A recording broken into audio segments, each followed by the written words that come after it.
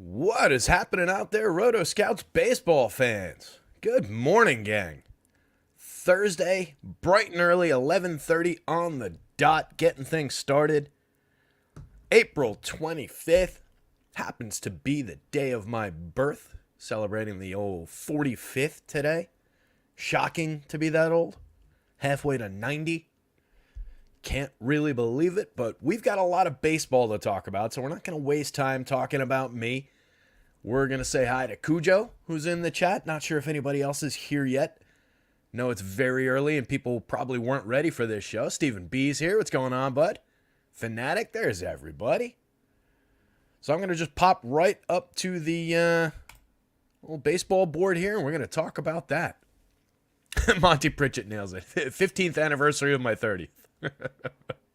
Love it. I still remember those days, turning 30 and being like, oh man, I'm closer to 50 now, and like now it's like right over there. So weird. Thank you guys, Anthony Taylor. I am the KY. Colin Sutherland's here. What's going on, guys? Stephen B, thank you, buddy. Appreciate it. EB, appreciate it. Anthony Taylor, thanks.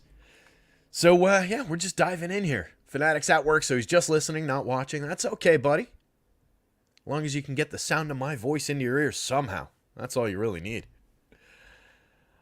So let's talk baseball. We've got a 7-gamer on FanDuel, 8-gamer on DraftKings, I believe is the count. Yeah. 7 on FanDuel. FanDuel just running up through the 3:10 Coors Field game, and DraftKings including the last game at 4 o'clock. Not the last of the day. There's a Yankees game at night.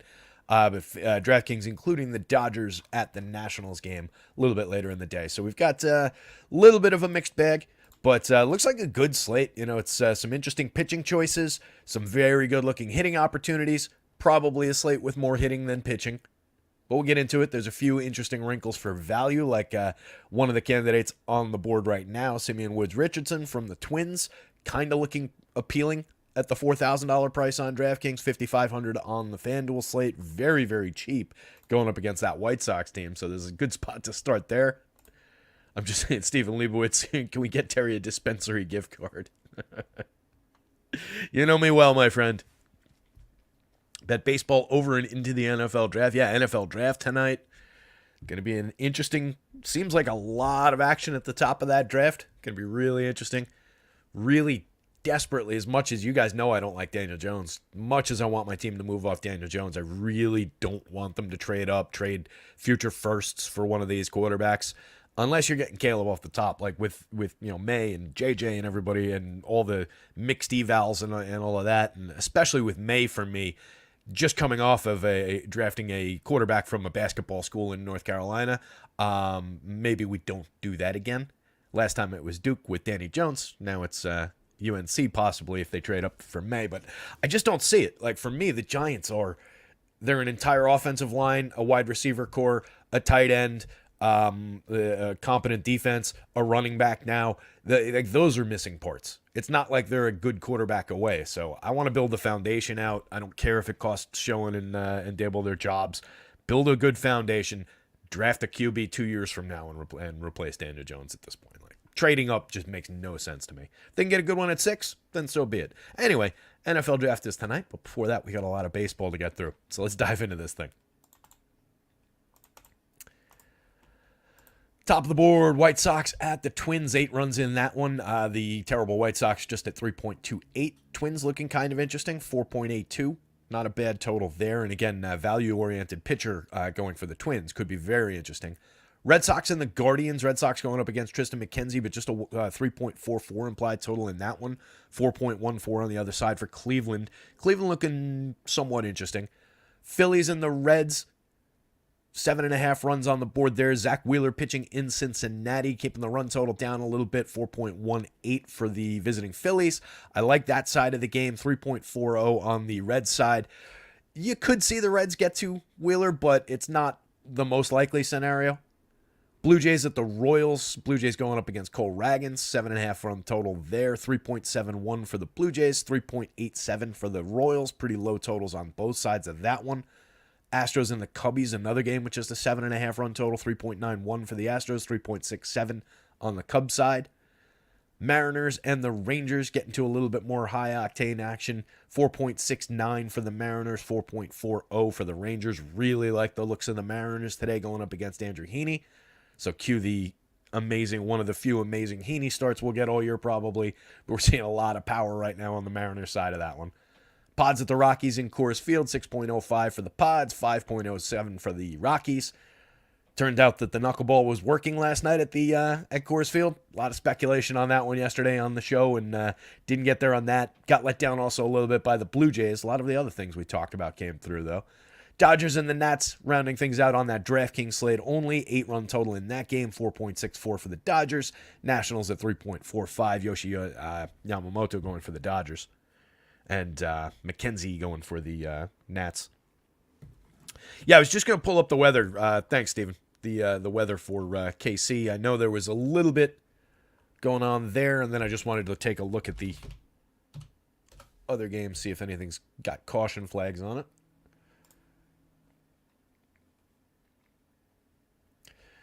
So yeah, it looks like a lot of rain in the KC area for that Toronto-KC game.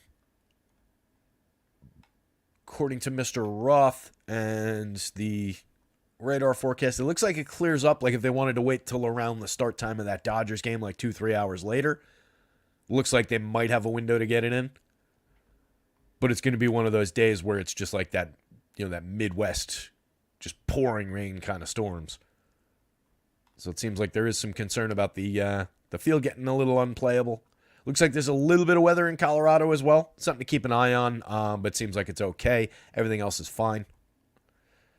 Winds blowing in at Wrigley, which is part of why that run total's down a little bit.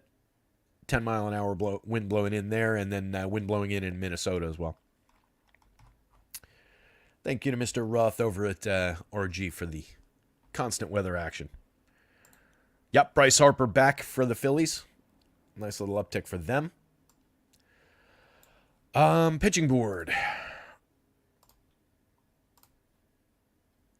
Sorted by DK. So Yamamoto at the top of the board going by DK. There is a projection for FanDuel, but I put the NA for the price because they're not technically on this slate. Him and Mackenzie Gore not on the FanDuel slate. Everybody else is.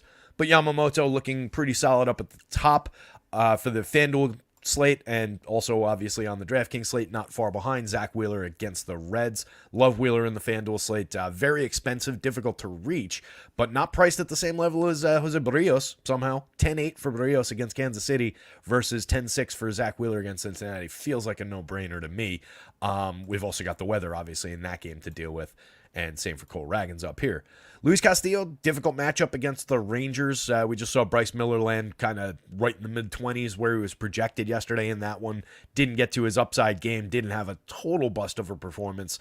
Castillo's obviously got a lot to offer, but Texas, dangerous lineup to be facing. 8,600 is a very good price for Luis Castillo. Ragans, if this game happens, 95.83, very cheap on DraftKings for his ceiling, for his upside. Had a bust of a game the last time out, but a playable piece for sure going up against Toronto. Just a low strikeout opponent on the other side of that one. Tristan McKenzie for Cleveland going up against Boston. He's been ugly to start the season. Boston, a mixed bag of a lineup, missing Tristan Casas now, but they've got Rafi Devers back. Weird lineup in today. So we'll take a look at that one. Not sure really where we're going to land on Tristan McKenzie yet.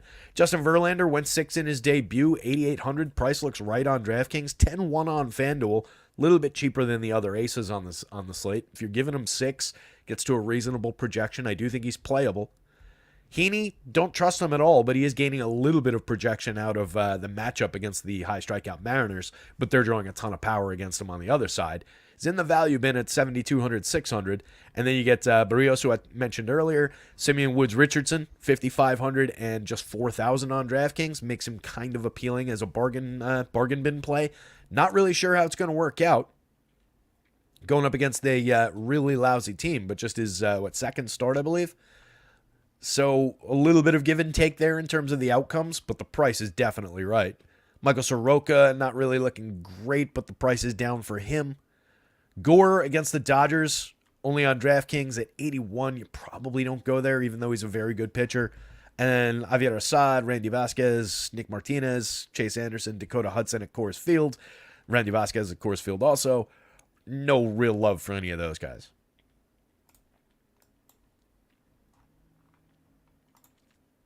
Fanatics going with the Twins pitchers and stacking expensive bats. Hope it doesn't bite me. Yeah, that's the move, buddy. I'm a loser till I win the Millie. Happy birthday, Terry. Baseball white cap out to you, too. I love when those pop up with just a description of what the emoji is. Thank you, guys. Appreciate the birthday wishes, and appreciate you guys all being here. Hit the like button, hit the subscribe if you haven't. Check out our pals over at AceMind, acemind.io. If you jump in there, 3 days for free off the top. Sim tools, optimizer, baseball, football, basketball, PGA, MMA, all the different sports you could want. Great sim tools, great optimizer product, shockingly responsive customer support and low prices. And if you like it, you use promo code rotoscouts, all in caps, gets you 20% off your first month. Let's dive into this thing. So Michael Soroka, not really pitching all that well. We are at a 7.50 ERA and a 5.76 xFIP with just a 10.7% swinging strikeout rate, 6.6% swinging strike rate, and a 13.4% walk rate over 24 innings and 5 starts. That amounts to 4 2/3 in each of his last 2 against Philly and against Cincinnati. Just 3 2/3 against Cleveland. Gave up 5, 5, and 4 earned runs. Hasn't pitched clean. His best game came against Kansas City on the 4th. He worked 6, struck out 2, walked 0, gave up a home run, but only 2 earned runs on 6 hits. That was by far his best start. He's allowed a home run in every game, so he's given up 5 home runs on the season. Top end of strikeouts has been 4. He's walked a bunch of hitters. Does not look like a very good spot. Much more inclined to take some Twins bats against him on the other side. So even at 5,300 on the DraftKings slate, I really don't feel like Soroka's on the board at all. There's really not much strikeout upside for him. The Twins are a free swinging bunch, 24.2% strikeout rate for this confirmed lineup, but it really doesn't look like a great spot. I think they just tag him, get him for a few runs, chase him after 3 or 4 innings, and then they're dealing with the bullpen here. And going up against the White Sox bullpen seems like a pretty good spot for the Twins. Looking at their lineup from top to bottom, Alex Kirilloff, Edward Julian, Ryan Jeffers, Trevor Larnach, some good power bats up toward the top. No Byron Buxton. You got Max Kepler in there in the 5th spot as well as another power bat. You can see nobody at or above the magic number, but a lot of guys trending toward it, and against a version of Soroka that's giving up 4.46% home run rate, giving up a home run in each game, like I said. Stuff Plus is nailing him here, doesn't like him at all.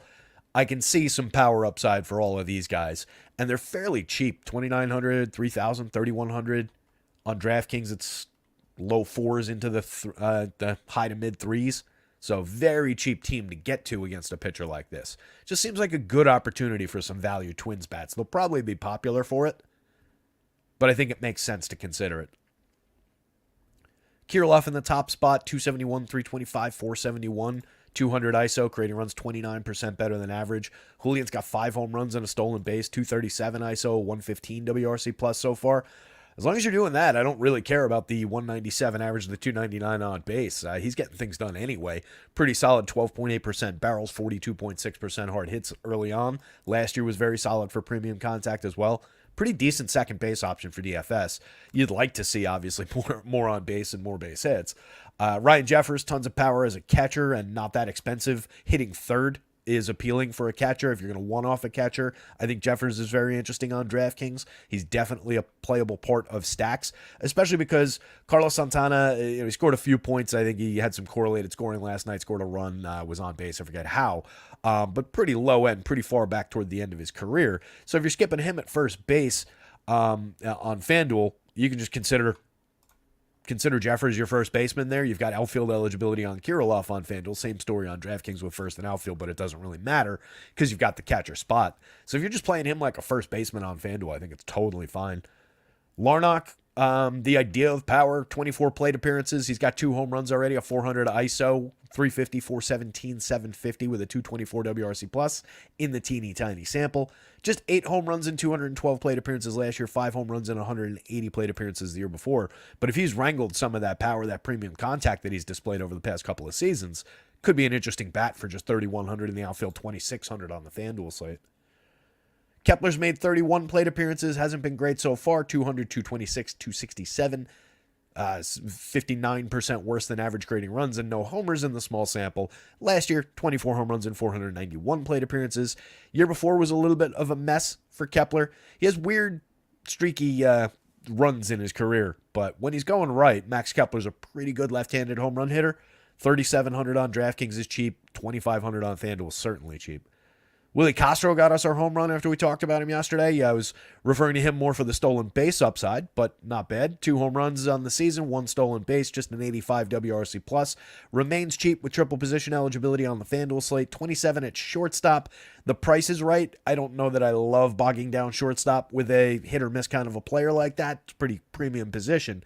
But if you're stacking Twins, I think it makes sense. No Kyle Farmer in there today, but we've got Santana to work with at the bottom, and then Jose Miranda and Austin Martin. Miranda hasn't really gotten anything going in 37 plate appearances. Home run, a stolen base, just a 63 WRC+. Last year, 152 plate appearances, didn't have much. But the year before, we looked at this, I think, yesterday. 15 home runs and 483, a respectable 268, 325, 426, and created runs 17% better than average. So he's back to that kind of a form, or on his way back to that, for 29-22. He's pretty cheap. So Simeon Woods Richardson, this guy, 4,000 on the DraftKings slate, getting a full start here.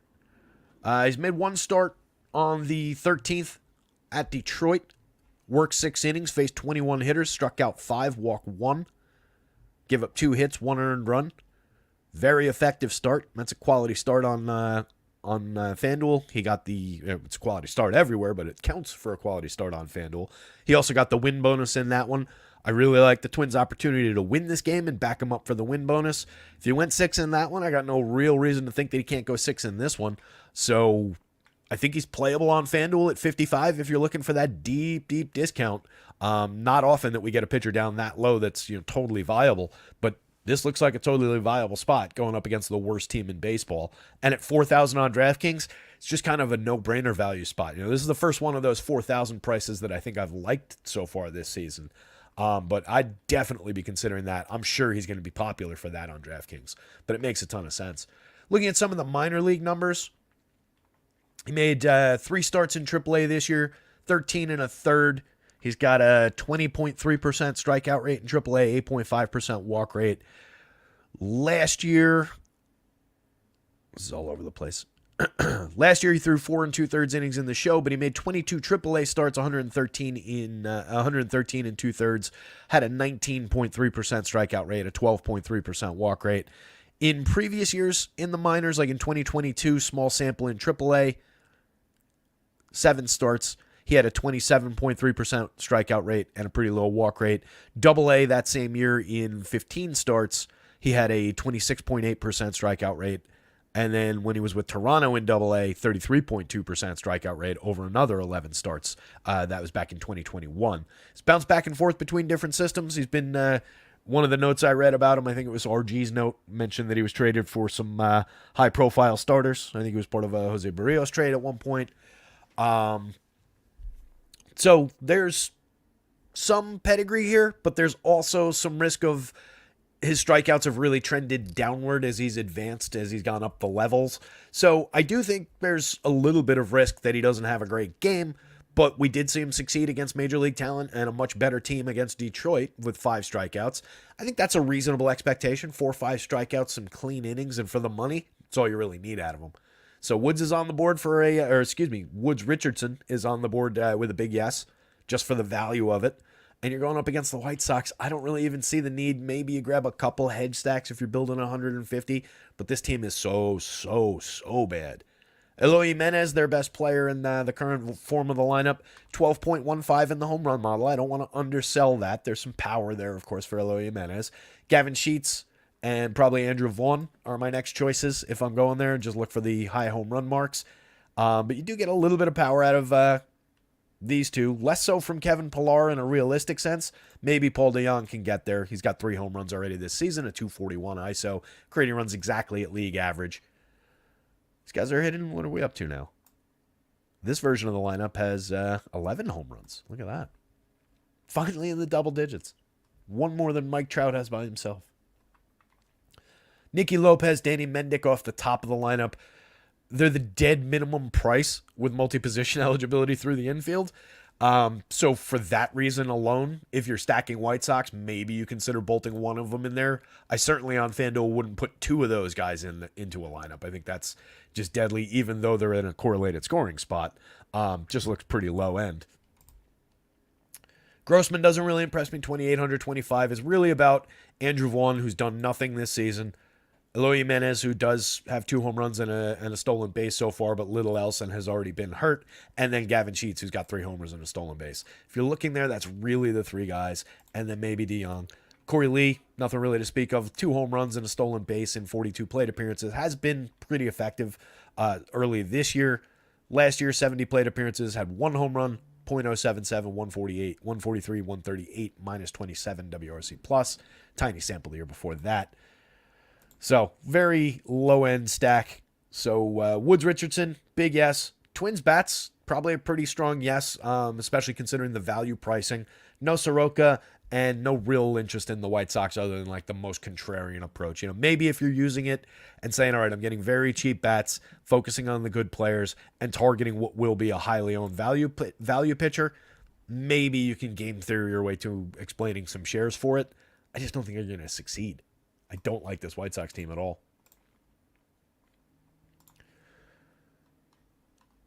Thank you, Mom. I appreciate it, buddy. Happy my birthday to you. Tristan McKenzie. McKenzie has worked 4 starts now, 18 innings, just a 13.3% strikeout rate, 18.1% walks. He's got a 5 ERA, a 6.72 xFIP, so he's been worse under the covers than he's been on the surface. He's given up 3 home runs on the season, just 1 game with no home runs. That was his best game of the year so far. That was against the lowly White Sox. 5 2/3 in that one, 3 hits to 23 hitters, struck out 2, walked 4, but pitched a clean game. Most recent start was against Oakland, went 5, gave up 1 earned on a solo homer, struck out 6, walked 3. That one was okay. Game before that against the Yanks, gave up 5 earned, 6 total, 4 hits, home run, 6 walks, and a strikeout. It's been all over the place. No real faith in McKenzie right now. 7,700, 7,800. He projects out okay for the money, but that's more on like the memory of Tristan McKenzie. If he's pitching in the form that we saw against Oakland, then maybe you can get some success against this Red Sox lineup because, let's face it, it's not the best overall version of this Red Sox team. But I've got a lot of questions about Tristan McKenzie's current form right now. It just doesn't look all that playable. He's walking the world, putting way too many guys on base. 1.61 whip, only generating a 7.2% swinging strike rate. Stuff plus is terrible, 94.6, well below average for a pitcher who's got good stuff. So could be something going on. Could be trying to round into form still for a guy who's missed a ton of time over the years. But really low faith and not priced like some of those other bargain options on the slate. On the other side, Chase Anderson, 5,900, 6,100, 13 innings, but no starts so far this year. I'm not sure exactly how much depth we're going to get. I think I give him like 4.5 innings. I see no real reason to consider Chase Anderson here. He's gone max 3 innings, through 3 innings on April 1st, 3 innings on April 7th, and then 2 innings here and there throughout the rest of the season. A couple strikeouts here and there. But he's sitting at a 16% strikeout rate. Hasn't really walked anyone in relief. 2.77 ERA, a 4.27 xFIP. Last year as a more full-time starter, 17 starts, 86 1/3, 17.2% strikeouts, 5.42 ERA, 5.35 xFIP. Totally gettable for home runs and premium contact. Year before that is a very... So, really no love for Chase Anderson here either, even at price.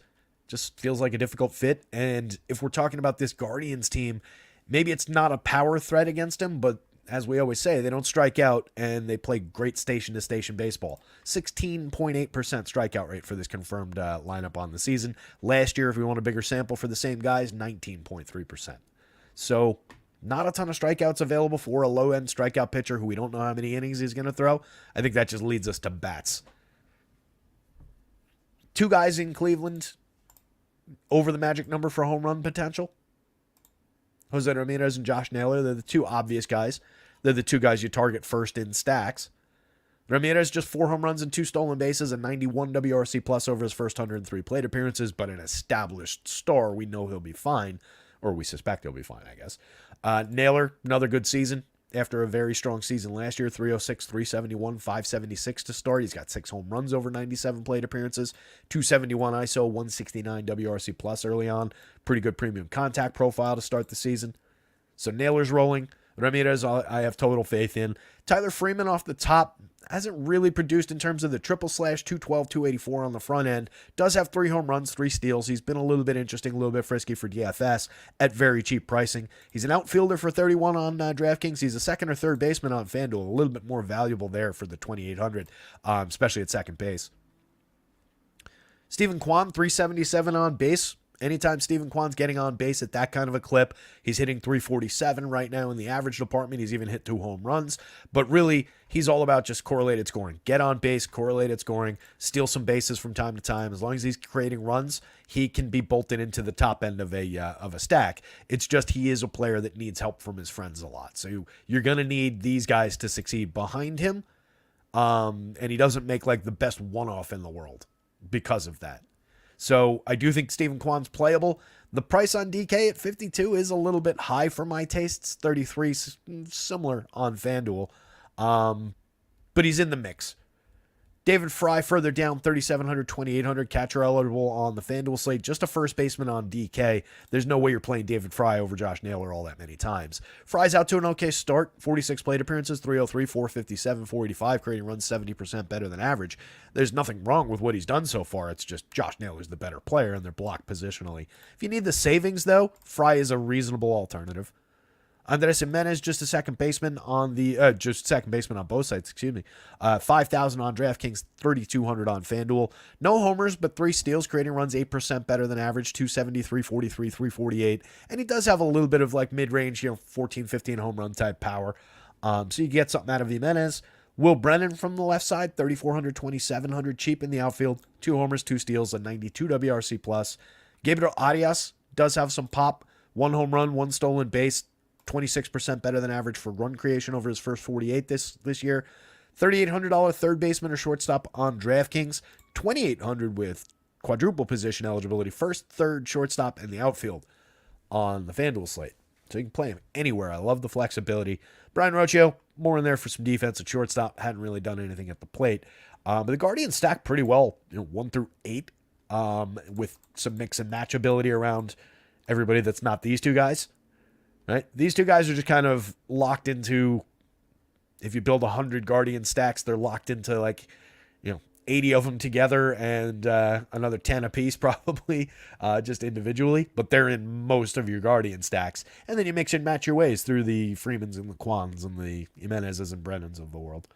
On the Red Sox side, I like the top end, top 2 hitters. Willier is kind of rolling in the cleanup spot. I like Bobby Dahlbeck for the dead min on DraftKings for 2,100 on FanDuel, despite not doing anything so far this year. It's just around the edges. Rob Refsnyder, not your typical 3-hitter. Usually in there just in platoon situations against lefties, but getting a shot today. 19 plate appearances. He does have a home run, a stolen base, a 285 WRC plus. But that's not really Rob Refsnyder. 243 plate appearances last year, 248, 365, 317. Was very good for getting on base last year, some correlated scoring, but was still below average for run creation overall. 1 home run, 7 stolen bases. Year before that, a little bit more success in 177 plate appearances. But this is a part-time utility player that we're talking about, and a guy who specializes, again, against lefties. He's facing a righty today. Don't love him hitting third. Devers is a star. 3 home runs on the season, just 63 plate appearances, dealing with some injuries. 231, 365, 481. Always happy to pay for Rafi Devers. He's only 5,000 on DraftKings, 3,200 on FanDuel. Pretty cheap for the talent. Jaron Duran off the top spot. 117 plate appearances, by far leads this confirmed version of the Red Sox lineup. 1 home run, 8 stolen bases in that sample, a 98 WRC plus. That'll come and go a little bit, but Duran's not a bad option to start at 4,900, 3,300. So Duran, Devers, Wilyer Abreu from the middle spot, from the cleanup spot, 3,500, 2,700. Still cheap For 68 plate appearances, he's done well. 2 home runs, 4 steals, 322, 412, 542, a 220 ISO. Creating runs 72% better than average so far. So I think he's in the mix. Pablo Reyes is very cheap, but hasn't done anything at the plate this year. Didn't do anything really to speak of last year. 185 plate appearances are at 287, 339 is okay on the front end of the triple slash, but no power. 7 stolen bases is fine in that amount of plate appearances, but just at 93 WRC plus, not overly appealing. Dahlbeck, again, for the dead minimum, we're talking about a guy who, in years past, has been excellent at getting the bat on the ball. This is a pretty small sample. This is a bigger sample, I think, if I'm remembering correctly. Let me just pull him over here. Yeah, last year was just 53 plate appearances. Year before, though, 353 plate appearances. 12 home runs that season. Tremendous premium contact. Getting a regular shot now with Tristan Casas out. So we'll see if he can get back to the guy who a number of years ago hit 20 plus 25, I think, home runs in the show for this team. Has always torn up the minors. Very Joey Gallo-ish in that he crushes the ball when he makes contact, but there's a ton of strikeouts to deal with. He's very likely to put a 0 into your lineup if you play him, but also does know how to draw a walk. Historically, through the minors, he's been better at it than at the major league level. But there is talent here, and he is at the dead minimum price, facing a scuffling pitcher who's been walking way too many, not striking guys out, serving up some gopher balls. I like Bobby Dahlbeck here. David Hamilton, Reese McGuire, Sedan Rafaela, pretty weak down toward the bottom end. McGuire out to the best start. He is a cheap catcher, but hitting 8th, not ideal if we're going to look for cheap catchers. All 3 players below the average for WRC plus. 89 plate appearances for Rafaela. He's been pretty bad. He does have a home run, 3 stolen bases, but 171, 213, 293 with a 35 WRC plus. Might need more seasoning. So really it's like 1, 2, 3, 4, and then pick your poison for the 5th one if you want a 5th on DraftKings. So really neither pitcher. You might be able to get away with Tristan McKenzie if he's found his form after that last start, but I don't really like it. Yes to Guardians bats against McKenzie, and a light yes for the Red Sox bats. Maybe more like one-off from the Red Sox. I would one-off Dahlbeck for cheap prices. I would one-off Devers for sure. They're less stackable, I think, than they are a potential source of individual opportunities. 12:02. We got to keep it rolling. Thank you, Cujo. Appreciate it, buddy. Dimitri's here. What's going on, bud? Michael Knack, thank you. Lone Wolf's here. Andy Melman, thank you. Travis Wyndham, thank you. Congrats, Travis Wyndham. That was you in the chat yesterday, right?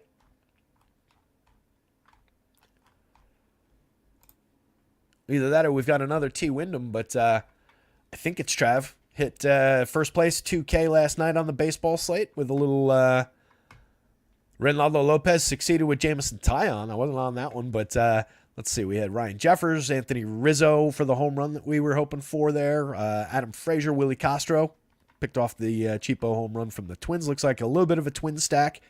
A couple of Yankees in here. He had Volpe in there. He had Juan Soto in there who had a day. Austin Martin and Aaron Judge to round things out. So pretty killer lineup. Took down first place, $2,000. Congrats, buddy.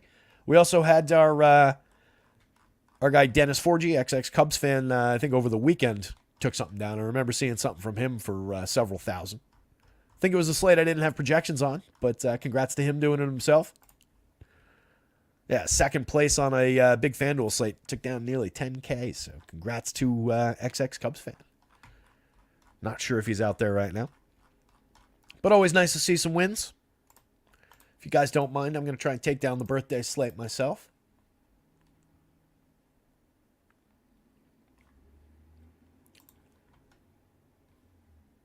McKenzie, just seeing that note. McKenzie is hurt, I believe. You're not saying like he got scratched, right? Don't do that to me.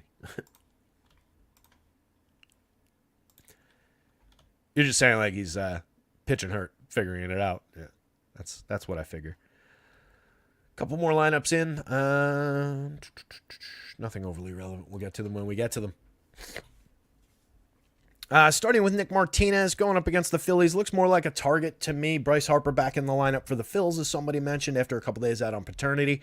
Pretty funny tweet was going around with comparing Harper and Manny Machado, who like came into the league same time, free agency same time, same age. All of their numbers, as you go down like Baseball References player compare, are like all exactly the same as one another. And then they were both out on paternity leave at the same time, which was pretty amusing. But Harper's back. 6,000, 3,500 across sites. Love the price on FanDuel. Willing to pay the price for him on the DraftKings slate. Trey Turner at 62.36. They're more affordable for sure, the Phillies on the FanDuel side. But I think they're an interesting stack on both, especially considering the ballpark. Day game in this ballpark against this pitcher. Martinez, 4.76 ERA, a 4.40 xFIP. 18.9% strikeout rate over 17 innings. 2 starts in there. 2 relief appearances, I believe. Yeah, 4 total appearances, 2 starts, 2 relief appearances. Both the relief appearances were bulk relief, 4 innings and 3 innings. He had a 6 strikeout game over 5 innings against the Mets, but gave up 5 earned. He's only given up 1 home run on the season. That came in the first game against Washington. Struck out 3, walked 1, gave up 3 earned and a home run in that one. Only 3 strikeouts and 2 strikeouts in the 4 inning and the 3 inning relief appearances. But was more effective, didn't give up runs in those. Might just be a guy who's more effective in a few innings out of the pen than having to save stuff up and make a full start. You can get a little bit more max effort in those circumstances. Last year, 110 innings, 23% strikeout rate, 3.43 ERA, 3.79 xFIP, 12.7% swinging, 30.4% CSW. Wasn't bad by any means in those 9 starts, 110 innings. 106 in a third, 10 starts the year before that. Similar production. So I think he's okay. I just don't really see the DFS appeal going up against the Phillies in this park, and we're drawing a little bit of solid projections against him for the Phils, and it's a really good lineup on the other side. So I'm just much more inclined to land here than on the Nick Martinez side of things. 7,200. I don't think he's really even on that SP2 board on DraftKings. I just see it as a really limited spot. He would really need to break off some high-end strikeout stuff against this team.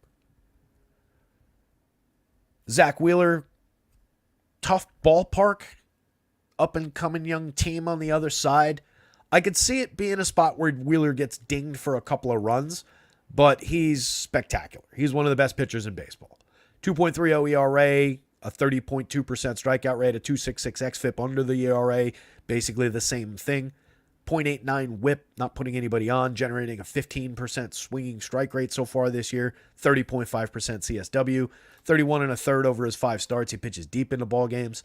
7 and a third innings last start, struck out 8, walked 2, gave up 1 hit to the White Sox. 5 innings in the start before that against Pittsburgh was a little bit bumpy. Gave up 4 earned, walked 3, but struck out 10. 7 innings against St. Louis, also gave up 3 earned, gave up a home run in that one, just 5 strikeouts, but went 7. Took the loss in that one. He's actually only got 1 win on the season. That's amazing.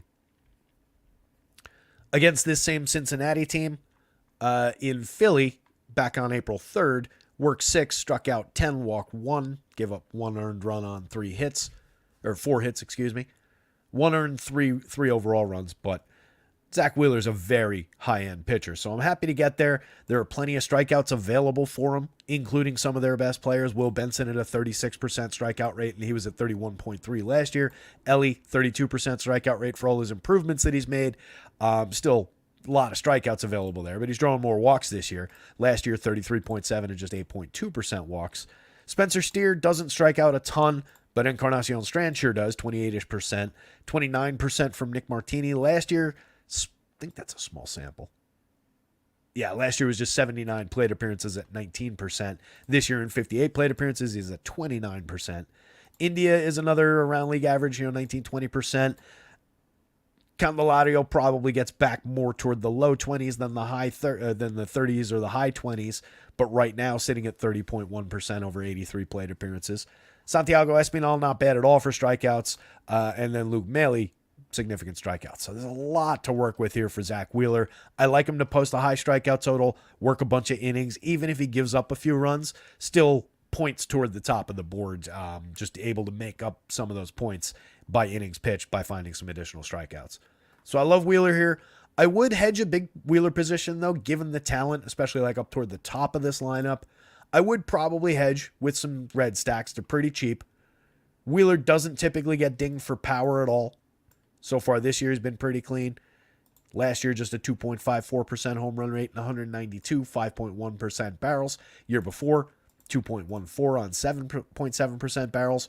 Very good at limiting exit velocity, limiting hard hits. All of that is working just fine for Wheeler so far. So, not the best opportunity to stack, but as a hedge, it makes some sense. Ellie is very, very expensive, especially going up against this pitcher, but he's been tremendous. 313, 412, 651, a 337 ISO, 7 home runs, 15 stolen bases, and 97 plate appearances. It's like an Acuna light kind of a season so far from Ellie. But again, tons of strikeouts available there. Will Benson hasn't been as good as last year so far. 3 home runs, 5 stolen bases, just 203, 292, but a great spot in the lineup in the leadoff role. Last year, over 329 plate appearances, 275, 365, 498, created runs 28% better than average, hit 11 homers, stole 19 bases. He was key last year. Tremendous value option last year. I think at 3,900, 33,000, the price is certainly right. If you're stacking Reds, I would not skip Will Benson in the leadoff spot. Spencer Steer, 3 home runs, 5 stolen bases, cooled off a little bit after a hot start, but a pretty good hitter. Encarnacion Strand really hasn't gotten much going yet this year. 4,000, 2,900, tons and tons of power. 2 home runs so far. Premium contact is there a little bit at least. 10.6% barrels, 42.4% hard hits. So hopefully something to cling to. Isn't drawing any walks really. Striking out at a 28.1% clip, but just needs to get bat on ball a little bit more frequently for the power to come through. Might not be far off, but not there yet. Nick Martini, 3,600, 2,700, a couple big DFS games, 3 home runs on the board for the season, a 218 ISO, but sitting at the Mendoza line, 224 on base, 68 WRC plus. Gets a little shaky as we go down the lineup here for a stack against Zach Wheeler. Jonathan India, just a 67 WRC plus, below the Mendoza line. Heimer Candelario, below the Mendoza line, just an 80 WRC plus. Just floating barely above Mendoza is Santiago Espinal at 208. He's got a 57 WRC plus, and then over 29 plate appearances, Luke Maile, he's got a home run, a 120 ISO, and a 39 WRC plus. So if you're taking those hedge stacks, you're probably doing it like 1 through 5. Maybe it's just short stacks. Maybe grab like a 3-man, any 3 of those guys. These 3 guys are the ones who are actually performing well so far. So it's very limited on the Reds, but I do think you can get there as a hedge to a big Wheeler position. The Phillies, as stated, much more interesting. Wouldn't really play Nick Martinez. Kyle Schwarber, the only Philly above the magic number for home run upside. He's got 6 on the season, 202, 319, 394, creating runs 1% better than average. Doing Kyle Schwarber things. Absolutely tattoos the ball if he manages to make contact with it. 13.3% barrels, 56.7% hard hits. Fire away with Schwab shares. Lead him into Trey Turner, 6,200, 3,600. He's out of the gate pretty strong so far this season. 324, 378, 461. Creating runs 36% better than average. 2 homers, 6 steals. Harper, 91 plate appearances, missed a little bit for the birth of his kid. 4 home runs, a stolen base, just 241, 330 on the front end of the triple slash, but a 203 ISO, 110 WRC plus, nothing to worry about. Love the opportunity for Harper to come back and just blast. Alec Boehm, JT Realmuto, Brandon Marsh, Nick Castellanos, Bryson Stott, Johan Rojas. Everybody in this lineup is playable at least to some degree. It's a very good group of like mid-level, fairly priced players.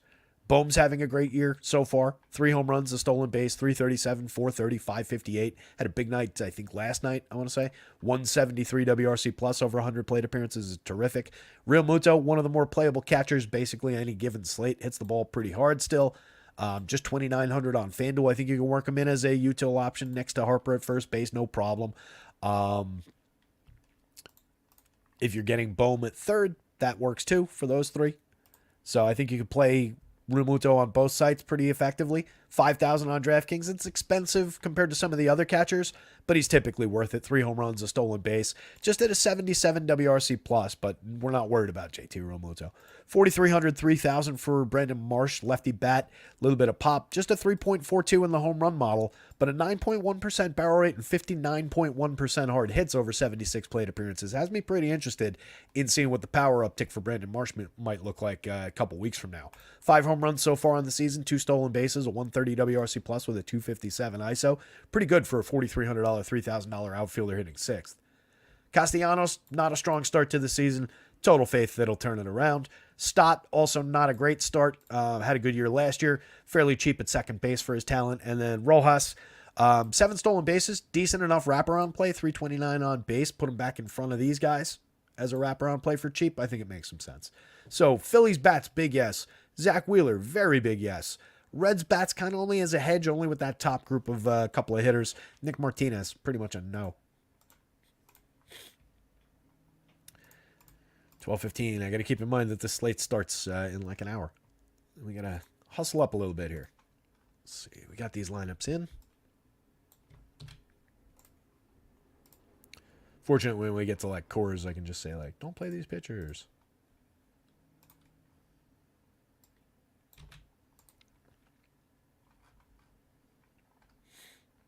And Rose is already there.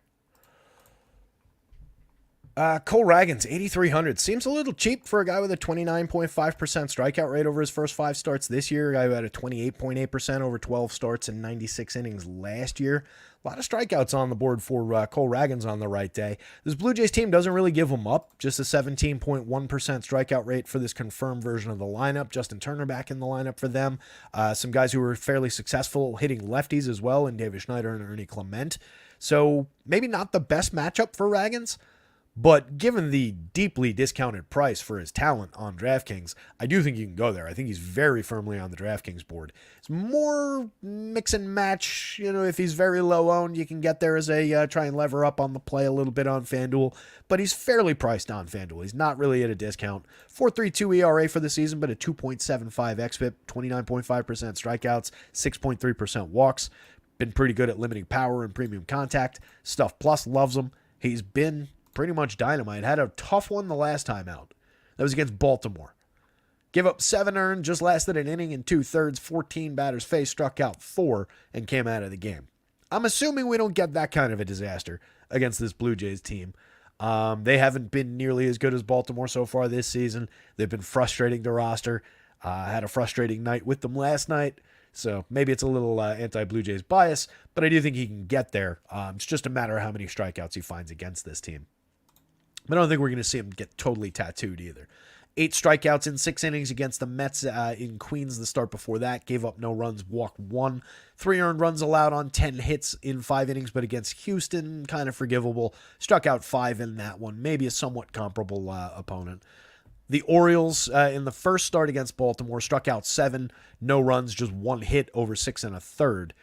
So, you know, it was 1 good, 1 bad against Baltimore, and everything else has been pretty good. No real concerns about Ragans, and I love him at that price. On the Blue Jays side, you could probably get there. They're a little tough to endorse today, but you do have power through the top end. You've got some scuffling hitters up top. I'll throw Vladdy into that mix. Both Springer and Vladdy at a 105 WRC plus, Bo Bichette at an 85, but these can bounce up and down with 1 or 2 successful games. None of these guys really have it going for who they're supposed to be, who they've been in years past. It's tough for this team with all 3 of those guys bouncing along to start the season, but I fully believe in all 3 of those hitters to turn it on at any given time. They're all low strikeout options and are continuing to be low strikeout guys. So a lot of balls in play from a lot of very, very good hitters at very cheap prices. It does make the Blue Jays at least a little bit interesting if you want to try and play spoiler. And if Ragans gets popular on DraftKings, that might be an angle to justify attacking Ragans with some of these Blue Jays bats. Justin Turner's been the best bat on the team so far this year. 319, 414, 500, 181 ISO, 68% better than average creating runs. Coming back in off a day off yesterday. He doesn't strike out. He draws a ton of walks. He'd absolutely be a part of my plans, but we still got the positional blocker on DraftKings. First and third base eligible on FanDuel. Schneider and Clement, both fairly cheap. Again, a couple of righties who are good against lefties. 3 home runs and 2 home runs on the season for each of them. 110 WRC plus and a 115 WRC plus. Both of them are multi-position eligible on both sides. I think he makes a match there. Varsho against the lefty. He's surged a little bit. He's up to 6 home runs, a 164 WRC plus. He's got a 311 ISO. What was his lefty numbers? Take a quick look. Just because he's been good lately.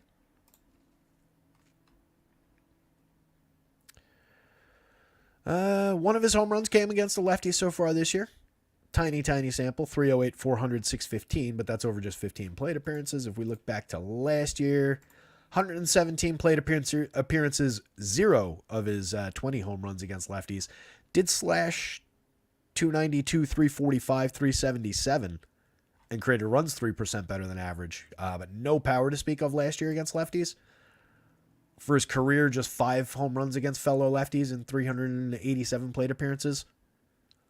Seems like a better bat-on-ball hitter against lefties, but really loses his power against lefties. So don't really see much reason to consider Varsho. Alejandro Kirk, I prefer Danny Jansen as their catcher for power, and Isaiah Kiner for Falefa just really here for defense. So if you're stacking these guys, it's really 1 through 6. Total faith in those guys. Everybody's cheap. So I do think you can get away with some Blue Jays stacks. I prefer it on DraftKings, where I expect Ragans will be a little bit more popular.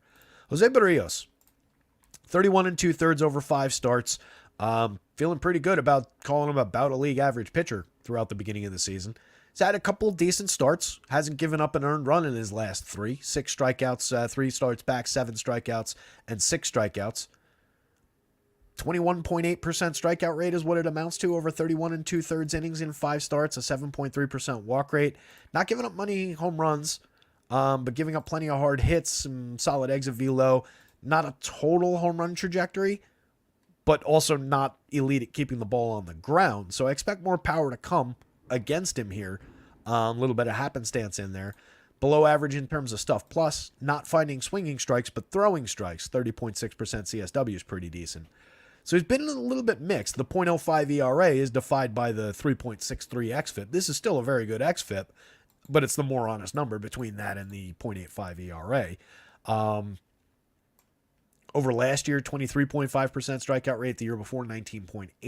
3.65 ERA, 4.01 xFIP last year, 5.23 ERA, 4.21 xFIP the year before that. I think he's a guy who bounces between league average and a little bit above league average in his good starts. You can succeed with that against this Royals team. I just do not understand the FanDuel price at 10.8. I get that he's given up very few runs so far this year, but there's more to it than that. At 94 on DraftKings, I think that's a little bit high. When you get Ragans on the other side for 83, it seems high. This confirmed version of the Royals lineup, some very small sample guys in here to skew things, but just a 14.1% strikeout rate is incredibly low. And a couple of those are, some of the real guys. Adam Frazier in 64 plate appearances, he doesn't strike out at all. Not a very intimidating hitter, but no real strikeouts there for him. Kyle Isbell is similar in that he's not a very intimidating hitter, but 16.9% strikeouts.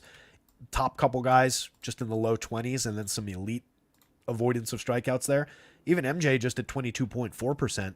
Pretty solid. So I don't love the upside for Berrios. I don't like it at all on the FanDuel price. I think you can play it on DraftKings, but I kind of like the Royals. It's a lineup we've gotten to a decent amount. They've been very good to start the season. Handful of guys approaching the magic number for home run upside. Nobody above it. 4 home runs apiece for the top 3 hitters in the lineup. Michael Garcia up above the Mendoza line. Hooray. 206, 255 out of the leadoff spot. Still not going to get it done, but 4 home runs, 6 steals. An interesting enough DFS player and correlated scoring option for cheap if you're stacking this team. Bobby Witt, 6,100, 3,800 across sites. Star shortstop. You can play him on any given slate. You can one-off him if you want to at a very high price. 317, 367, 574 to start the year. 4 homers, 7 steals. Vinny Pasquantino, 4 home runs. Excellent bat-on-ball skills. Doesn't strike out at all. Drawing walks this season. Hits the ball hard. Has an opportunity to hit more home runs this year. Sal Perez has 6 home runs on the season. Great start to his year. MJ's got 4 and a stolen base. He'll bounce around in terms of the on base and the batting average at the front of the triple slash, but the power should be here all year for MJ. And if he's drawing his walks, I like the on base to stabilize at a decent number. Adam Frazier, again, just kind of a mix and match type guy. If you need a cheap option at second base, you can throw him in, but he's not a priority. I prefer Michael Massey. I believe there's a little bit more pop there. But he's kind of similarly low end. Last year, did hit 15 home runs in 461 plate appearances, but you did get 13 home runs in 455 out of Adam Frazier, and he added 11 stolen bases. So debatable between those two guys. What I wouldn't want is both of these guys. Obviously, on DK, you got to make a decision between the two anyway. FanDuel, you could get them both, but I think that's really limiting a 4-man stack if you put both of those guys in. Freddie Fermin, A little bit of sneaky catcher power, possibly. No home runs in 38 plate appearances so far this year. Last year, 9 home runs in 235. And that was the sample that we've got to work with here. But a little bit of premium contact ability from Freddie Freeman. 9.9% barrels, 42.7% hard hits last year. And then Isbell, no real premium contact to speak of, but does have 2 home runs, 3 steals out of the bottom spot. But really, we're kind of focused primarily through those 4 guys and then reasonable bolt-ons on either side. So I like the Royals a lot more than I like Jose Berrios, especially where he's priced. If you're playing Berrios, you're playing him here on DraftKings. Can't see it on FanDuel. He could succeed. Again, this isn't to say that he can't put up a decent start, win the slate at that price. It's just tough at that price. Would play some Blue Jays against Ragans, but probably the strongest spot of this game is Ragans at 8,300 going up against the Blue Jays. He's definitely playable at 95 on FanDuel, just a little bit tougher to get to. And I would play some top-end Blue Jays against him.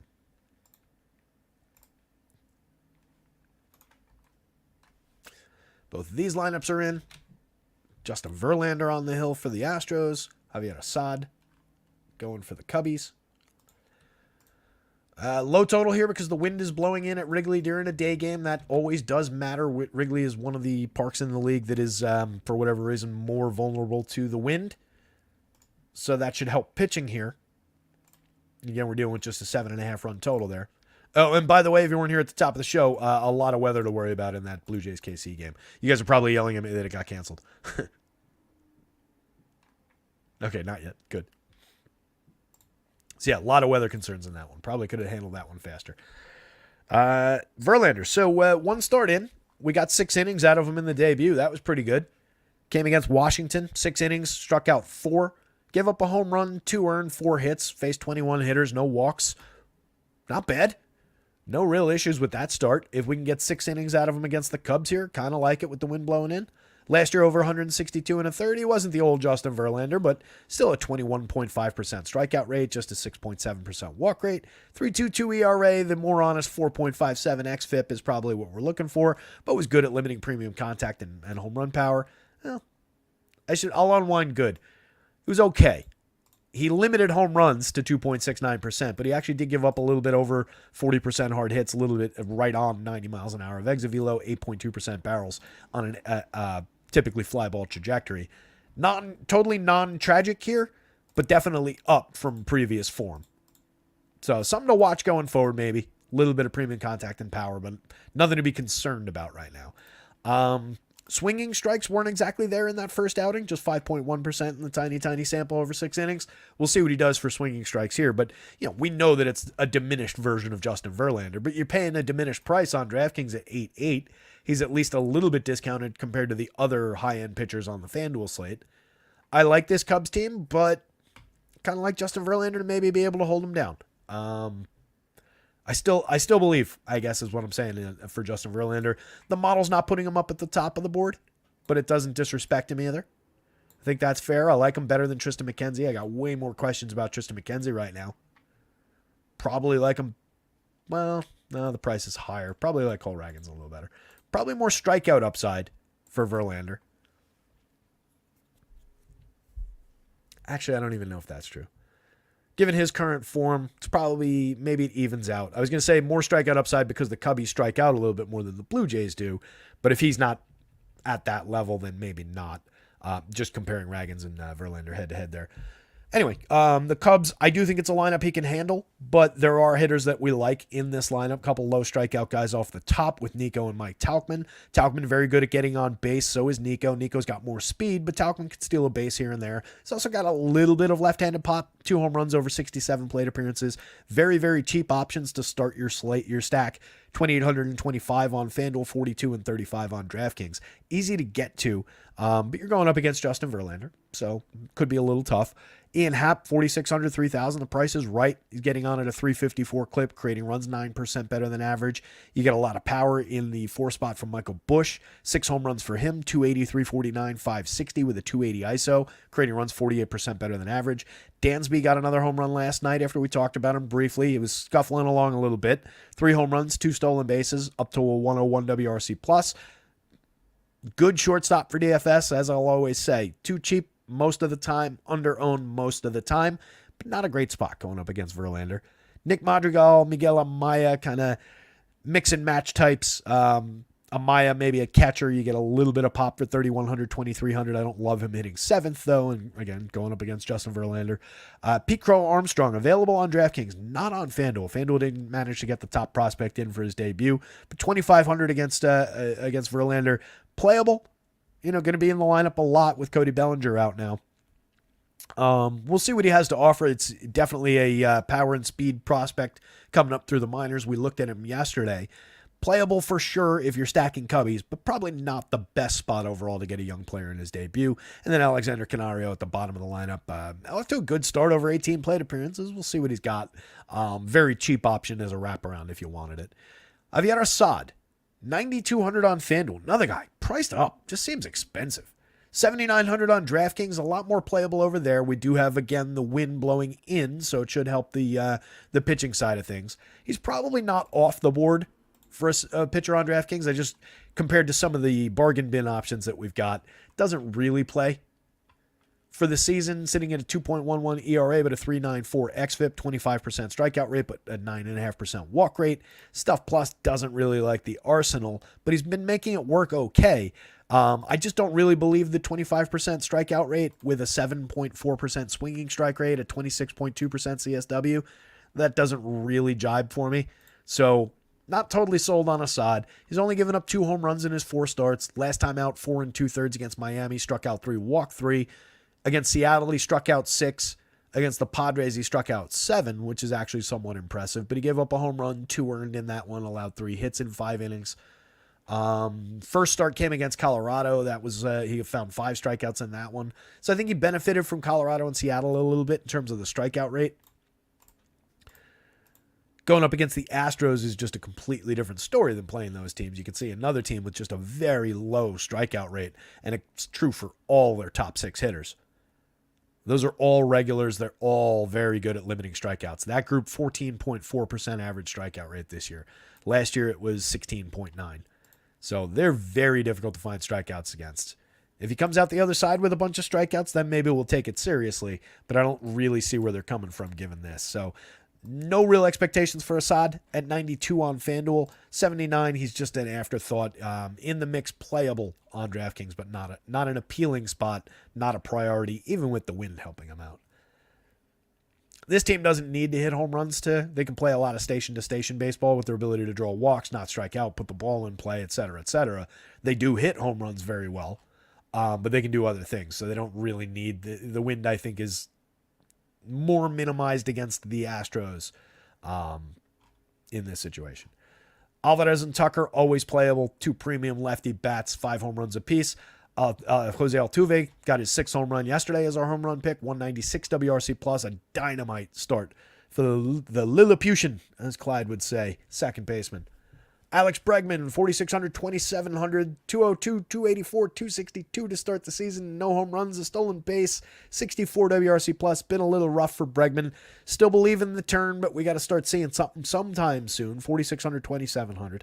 Jainer Diaz, 4,300, 2,900. That's a playable one-off catcher from the 5th spot. Definitely a part of stacks. As I've said a couple times, you can pretend he's the first baseman on FanDuel because John Singleton is entirely skippable even at 2,100.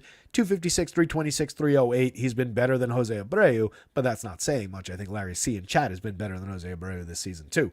Chas McCormick off to a rough start, but a hitter that we really like. His price is way down, but so is his spot in the batting order. It's not ideal. I'd rather have him where Jeremy Pena's hitting in the 6th spot, but Pena's been better. The shortstop's at 4,200, 3,000 today, 337, 363, 449, a 139 WRC plus, 2 homers, 4 steals. It's a very playable Astros lineup. Just got to defy the conditions a little bit.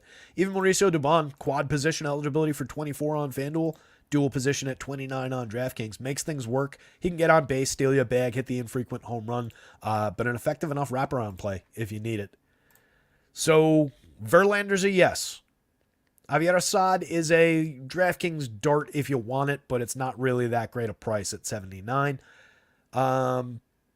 Considering the wind and the Verlander of it, the Cubbies are just a minor stack, throw in a couple shares maybe if you're building a ton of lineups. If you're building one or if you're building 20, they're very low priority. The Astros lower priority than might normally be because of the conditions, but probably higher priority than the Cubbies, and particularly through that top end.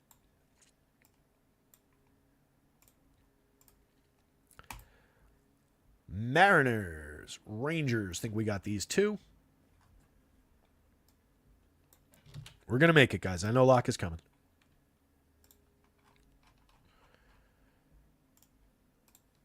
Breeze through these next couple games.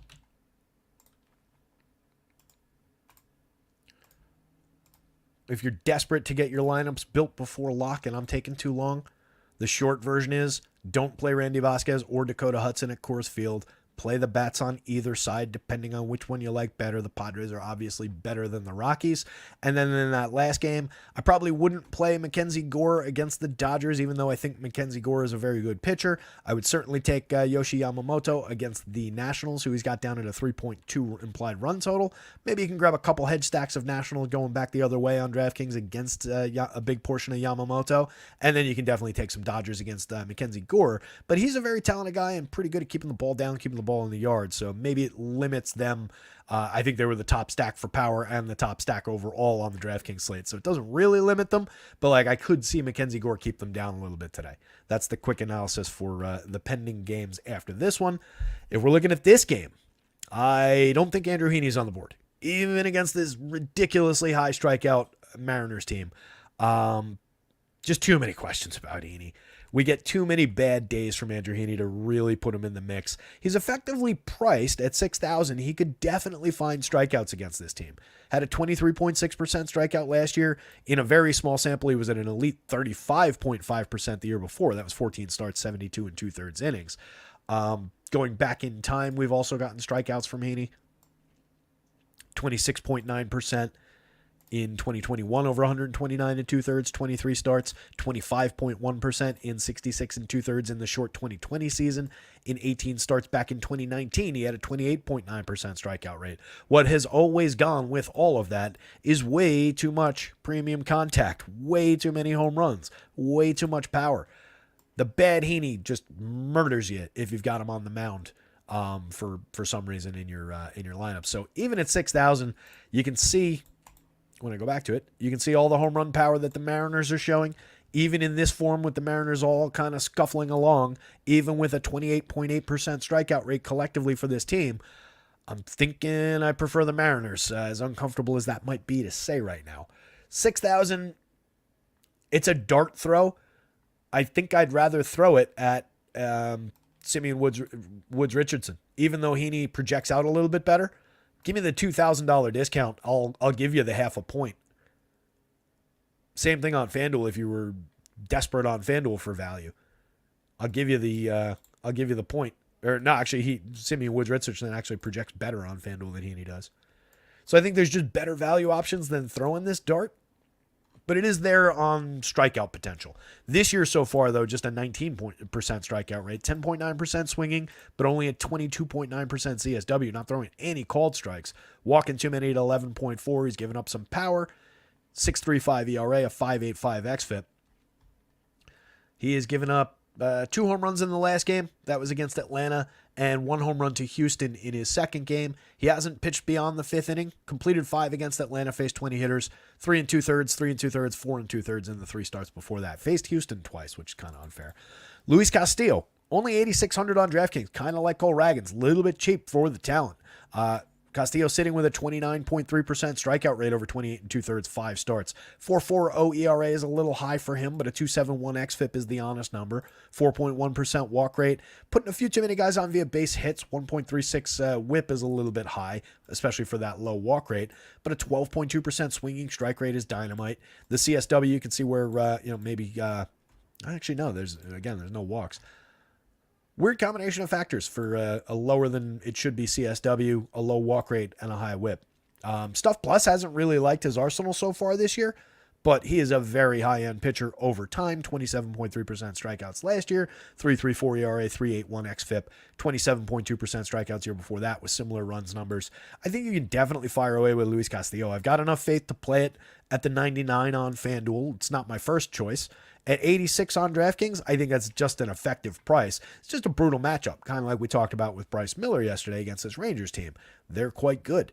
Marcus Semien, Corey Seager, a little bit cheap, 5,400, 5,700 on DK, 38-34 for their talents. I don't care that they're at 257 averages and, mediocre on base without a ton of production this year. It's Marcus Semien and Corey Seager. They're a little bit underpriced. Nathaniel Lowe in the middle of that lineup now, 3,800, 2,700 across sites, an excellent hitter. Very good option as a 3-hitter in the mix between Corey Seager and Adolis Garcia. Garcia hit his 7th home run of the year last night, 4 stolen bases, 174 WRC plus. I gotta take a sip of something. My voice is going. So Adolis Garcia is off to a tremendous start, creating runs 74% better than average over 103 plate appearances. Evan Carter, just 215, 315, 456, but hitting the ball hard. 4 home runs, 241 ISO. Actually, not hitting the ball that hard. A little bit of happenstance there. 5.2% barrels, 34.5% hard hits. But pulling off a 241 ISO and 4 home runs and 92 plate appearances from that. He was very good in his limited sample last year. Seems like a good hitter from the left side of the plate for 4,300, 3,000. Definitely a playable part. Josh H. Smith, down to 279, 388, 353. The on base is still good. He's creating runs, but not much of a hitter overall. Correlated scoring for cheap pricing. I just don't like him at third base only. If you're playing him at short or in the outfield, maybe it's a little bit better on FanDuel for 27. Wyatt Langford still hunting for his first home run, but stabilized in everything else. 261, 340, 318. 92 WRC plus is on its way up. The ISO should improve. The power should eventually come for Wyatt Langford. Ezekiel Duran, quad position eligible for 2,300 on FanDuel is kind of interesting. And then Andrew Neisner, 2,700 where you need catchers, 2,200 where you don't. Has a home run on the board in 20 plate appearances this season. Makes pretty good premium contact. This is very, very small sample. It's 20 plate appearances. But last year, 7.9% barrels, 40.9% hard hits in 241 plate appearances. 10 sneaky DFS home runs that we picked off in a couple of those situations when he was with the Cards last year. So when Neisner steps into the lineup, I think he's an interesting enough backup catcher. If you're building Rangers stacks, I just don't love the Luis Castillo of the equation, right? So, backup catcher against a premium pitcher, maybe we can find a better spot to grab that Neisner home run. But it's on the board. Could happen. So, Mariners bats. Big yes. And I don't think I actually talked it through. Julio, home run pick of the day, 13.37 in the home run model. Overall home run pick of the day. Mitch Garver was the second pick from the Mariners. He's in the team picks. I like Mitch Garver for one here as well, 9.6 in the home run model. He's just got 1 on the season, scuffling along, .094 ISO, just a 61 WRC plus. Looking to get Mitch going, but Julio is the overall home run pick of the day. Love him in the leadoff spot. 266, 310, 330, turning things around in an awful hurry. I like him to continue that here against Heaney. Mitch Haniger, Cal Raleigh, Ty France, pretty playable parts down through here. A lot of power for these two. Ty France, good bat on ball skills, more of a correlated scoring guy. Raleigh's back in the lineup with 6 home runs, 271, 350, 529. Haniger has 3 home runs, a 159 ISO, 120 WRC plus. Jorge Polanco drops in the lineup a little bit, but still very playable for cheap prices at second base. He's got 3 home runs and a stolen base on the season. Below average for run creation so far, below the Mendoza line, but getting on at a 333 clip and a history of a lot of talent. Small sample, very good premium contact last year, very good premium contact the year before. When he's healthy, he can get going. And you see 30.3% strikeouts, but an 18.2% walk rate in his 99 plate appearances this year. Dylan Moore, mix and match part with quad position eligibility for 27 on FanDuel, dual position at 33 on DraftKings. Urias and Jonathan Klaas. Klaas has 2 stolen bases, hasn't done much, but a ton of speed and respectable power from the minors. And then Urias does have a little bit of pop, but hasn't really done anything in his 30 plate appearances. For me, it's mostly like Garver. We'll throw Dylan Moore into that mix. It's mostly the top 7. And Dylan Moore is a lower priority than everybody else. So Mariners, big yes. Julio, home run pick of the day. Rangers bats, definitely playable against Luis Castillo, but probably not the best spot going up against a very, very good pitcher. Might be a little contrarian, and anytime you can get to a good team against in a contrarian spot, that does help. So they're a moderate yes. Heaney for me is a big no, but maybe at the $6,000 price, you can roll the dice, throw the dart, so to speak, and pick up some strikeouts against a very free-swinging Mariners team. Coors Field, we're not playing either of these pitchers with good cause. 21 and a third for Dak Hudson, 12.5% strikeout rate. Typically decent at keeping the ball in the yard. That's why we've got some diminished home run marks on the Padres side of things.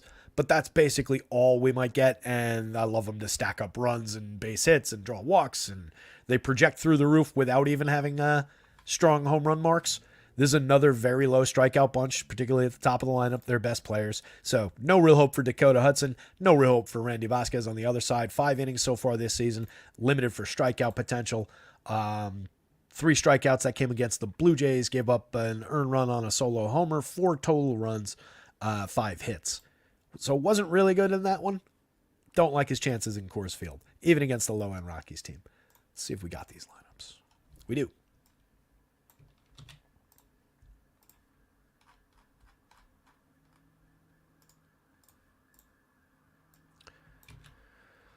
Ooh, Rocky's shaking things up. I like this lineup. Starting on the Pod side, even though I just mentioned the Rockies, Xander Bogaerts up to 219, 293, 295, and I do mean up to 2 home runs, 2 stolen bases, 75 WRC plus. Like I said yesterday, we drew a line in the sand yesterday, and I guess he had a couple hits because his numbers have gone up slightly. Hopefully that was the turn. But love Bogaerts at 5,100, 3,500 in Coors Field. No issues with it, especially against this pitcher. Fernando Tatis Jr., 6,000, 4,500. You're paying full freight, but he's one of the guys who's worth it. 6 home runs, 3 stolen bases, a 137 WRC plus, 214 ISO, a 6.74 to lead the team in the home run model. The honest number might be a little bit higher than that, but again, some history with Hudson kind of being okay to limiting home runs. Jake Cronenworth, Jurickson Profar, Ha-Seong Kim, Jackson Merrill through the middle of the lineup. Everybody pretty effectively priced. Nobody at 5,000. Nobody even above 4,500 that you're paying for Ha-Seong Kim on DraftKings. They're more expensive against the relative cap on FanDuel, 3,600, 3,500, 3,800 for those players. But there's a lot of appeal there. You get Merrill at 3,200 on FanDuel with shortstop and outfield eligibility. He's just an outfielder at 42 on DraftKings. But this group is definitely more affordable, more effectively priced on the DK slate, which gives them some appeal over there, but I also expect would increase their popularity. You guys know that I can't stand Jurickson Profar. His numbers are starting to come back down to earth, but has gotten it done over 101 plate appearances so far. Hitting in a great spot in the lineup, hits from both sides of the plate, pretty effectively priced. Cronenworth, I like better than Profar, but I also still think he's miscast as a 3-hitter despite a good start to his year, creating runs 17% better than average, 253, 339, 411, 3 home runs. Kim, I like quite a bit. 3 home runs, 7 stolen bases, 114 WRC plus. Slow start in terms of the triple slash, over 114, but effectively priced at shortstop. 3 positions on FanDuel is great. Merrill, great start to his career, 318, 378, 409, 26% better than average, a little power, a little speed. Campusano, a playable catcher. Tyler Wade, very cheap. Don't like it at third base only. If you had quad position eligibility like on FanDuel, it'd be a different story on DraftKings. A light hitting infielder, 3 stolen bases on the season, but an 83 WRC plus. It's Coors Field, so there's some appeal in like the flexibility for the cheap money. I just don't like the third base positioning. If they had him at like second or shortstop or something on DraftKings, it would be more appealing. 2,700 for Jose Azocar at the bottom of the lineup. Maybe you can get away with it as a just cheap bolt-on price. If you're going to the Rockies, really like Tovar in the leadoff spot. 302, 352, 458, creating runs 12% better than average. You get Brenton Doyle, who's at 310, 348, 517, 25% better than average. Then you get Ryan McMahon, who's at 312, 394, 462, 24% better than average. Then you get Elias Diaz, 312, 357, 429. What happened to the Colorado Rockies? That's 4 guys who were out to great starts. This is very good triple slash numbers for all 4 of those guys. They're all above average for run creation so far. Going up against a very gettable pitcher. Kind of like the top end for the Rockies all of a sudden. Average batting average for those 4 guys is 309. Average on base for those 4 guys is 363. Average WRC plus is 117. 3 home runs for each of the top 3 guys. 2 home runs for Diaz as a catcher, hitting cleanup for 4,400 where you have to play catchers. It's not unappealing. 3,200 on FanDuel. Pretend he's a first baseman. You move Montero if you want him at 29 over to third base. 232, 286, 261 for Montero, 42 WRC plus. This is where the problems start to come in. Brendan Rodgers, 38 WRC plus, 1 home run at the Mendoza line. 26 plate appearances for Jake Cave, hasn't done anything, 54 WRC plus. Only 2 plate appearances for Hunter Goodman. We will reserve judgment on him. He's not on the FanDuel slate. $2,500 outfielder is a mix and match part on DraftKings. You can see decent home run mark though. Actually, the second highest home run mark on the team. Jacob Stallings for 34-25. Kind of an afterthought as a second catcher. I greatly prefer Elias Diaz if you're going to this. So, Coors Field, bats on both sides. Padres, better opportunity, better team, higher priority. But Rocky's not bad at the top here. And some mix and match guys. Maybe Goodman and Montero if you need to stretch it out a little bit. FanDuel, you're done. Last game up, Dodgers and Nationals, only on your DraftKings slate. I release you, FanDuel gamers. You got, 20 minutes to go build lineups? I think the slate starts at 10 after. Dodgers and the Nats. Doesn't look like we've got lineups for this one yet. I talked about it briefly before. But again, Mackenzie Gore, very good pitcher. 31.8% strikeout rate so far this year. Very good marks for Stuff Plus ratings for his arsenal. Just allowing an 86.6 mile an hour exit velo, 36% hard hits, 1.18% home runs in his 4 starts. Last year, the home runs were up a little bit last year. Year before that, just 2.27%, 13.7 degree average launch, 9.7% barrels. It was more premium contact than I remember off the top of my head when I was talking about Mackenzie Gore before.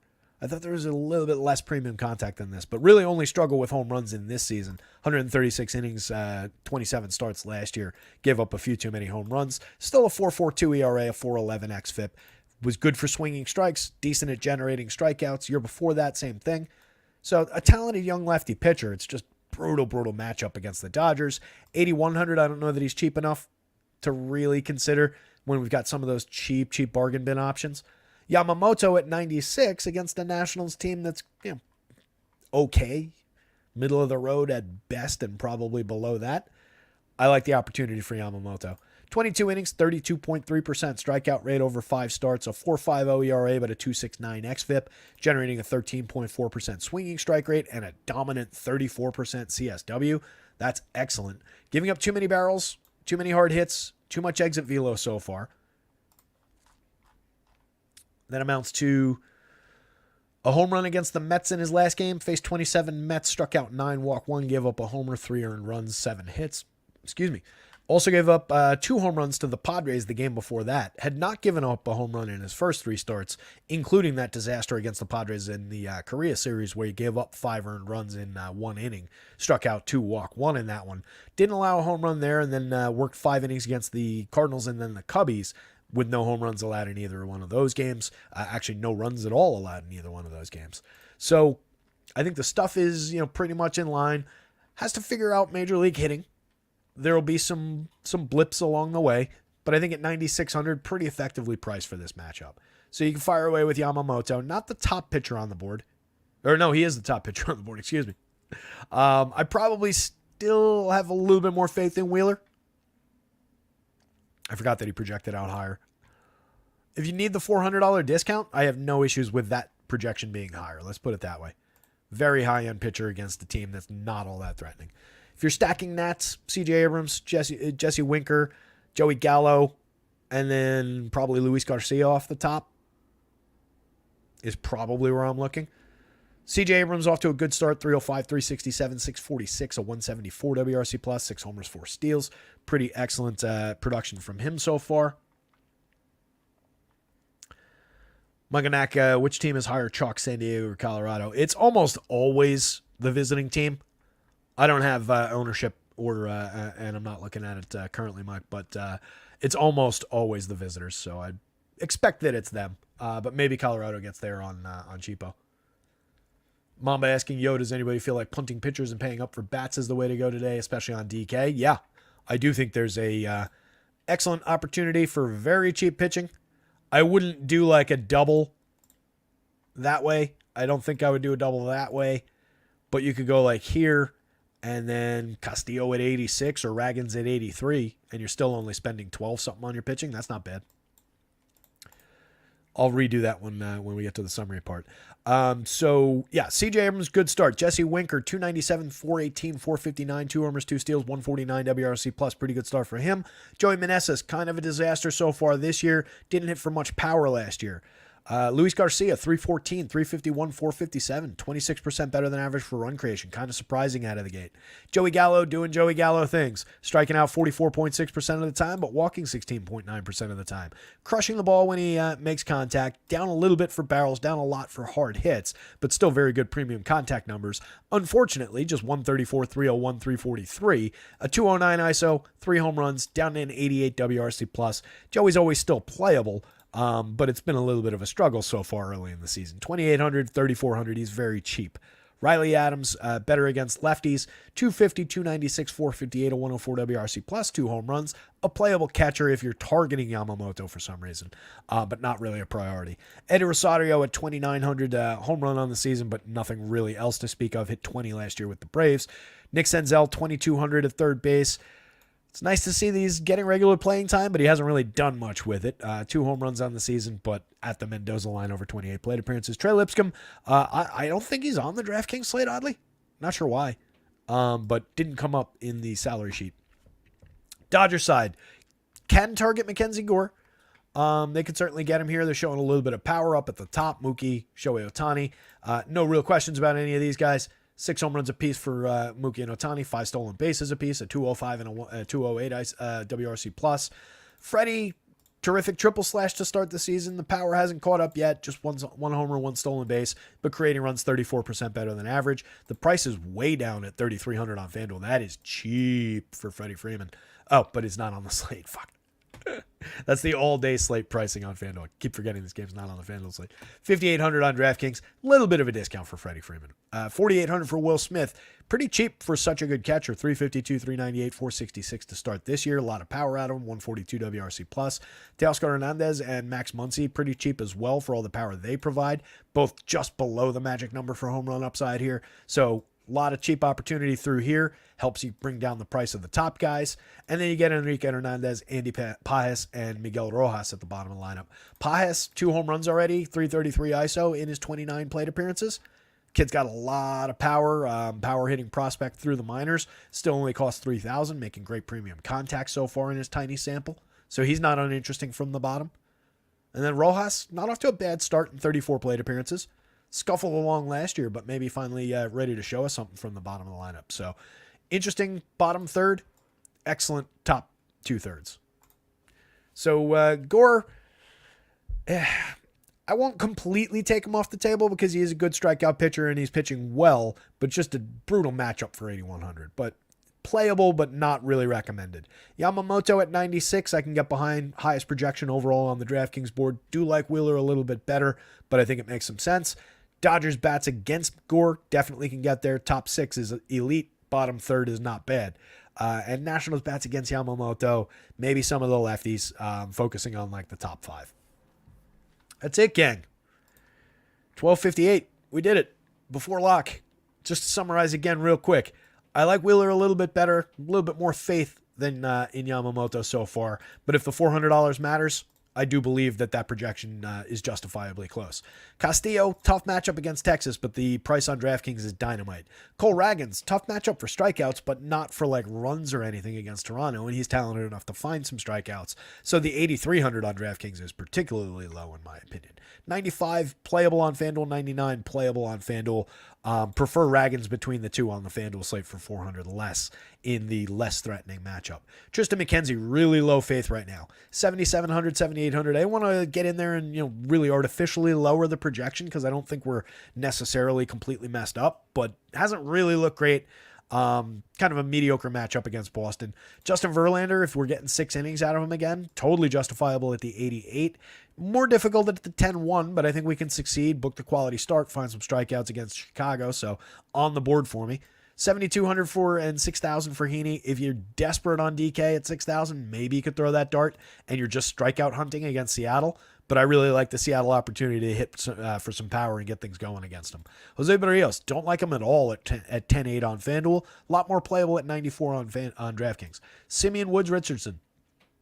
The value pitcher du jour, 5,500, very, very cheap on FanDuel, 4,000, even cheaper on DraftKings. Projects out all right. Kind of low strikeout option, low 20 strikeouts through the top levels of the minors in AAA the last couple of years.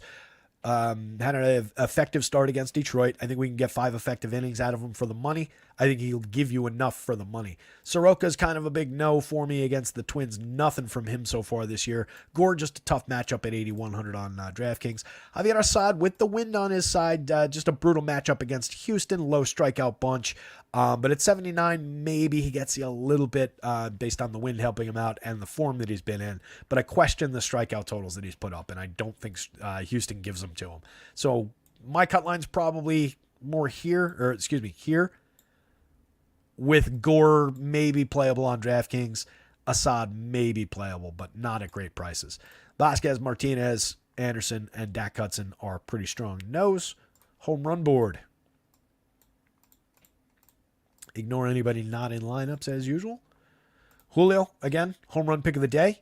Ohtani not on the FanDuel slate, but slightly outpacing him for home run quality.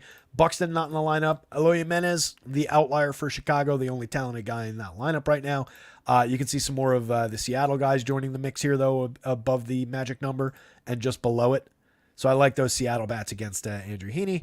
And then some of the usual suspects, Rafi Devers, Mookie Betts, Kyle Schwarber from the Phils. I love that spot. Jose Ramirez and Josh Naylor back-to-back here from Cleveland. I think that's an interesting stack today. Lot to work with. A few more guys over 10, and then a bunch of guys grouped in just below 10. That's it, gang. 101. Slate, top to bottom, up and down.